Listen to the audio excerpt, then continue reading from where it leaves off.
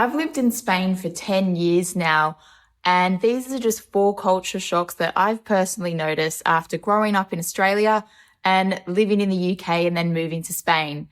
Keep in mind, I do live in a fairly small town, so these might be different to what you've experienced if you live in a city.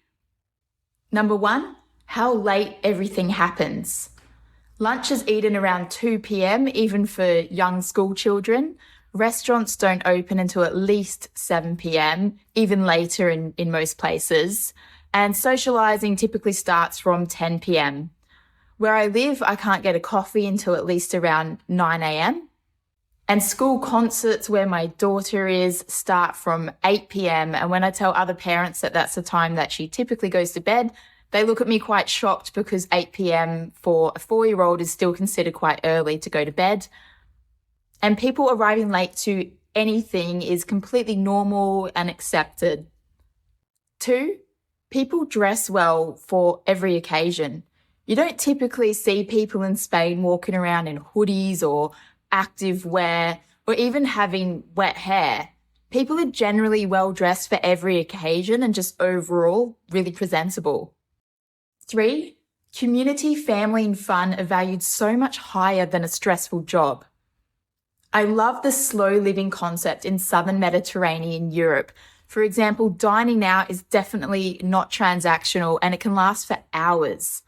Fiesta days, holidays, it's very typical that people take the days off around it, so they bridge it. Spending time with family and friends as a collective group is really important, and more so than material things or status.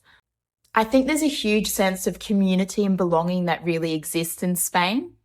And 4, a lot of things are open to interpretation. I think this was probably the biggest culture shock for me professionally because I was so used to dealing with absolute scenarios, black and white type scenarios. And in Spain, a lot of things are open to interpretation depending on who you ask. So legal and taxation frameworks, for example, are really dependent on what somebody's understanding of that is. So you can ask one question to several different lawyers or accountants, for example, and have different answers for that same one question. There are so many other things to list here, such as I find you have more of a personalized service in Spain. Children call teachers by their first name. There's just always so much noise and fireworks, or the sheer number of pharmacies that exist. I also love that fresh quality produce is so widely eaten. If you've had any other culture shock that you've experienced, I'd be really keen to hear them in the comments field below.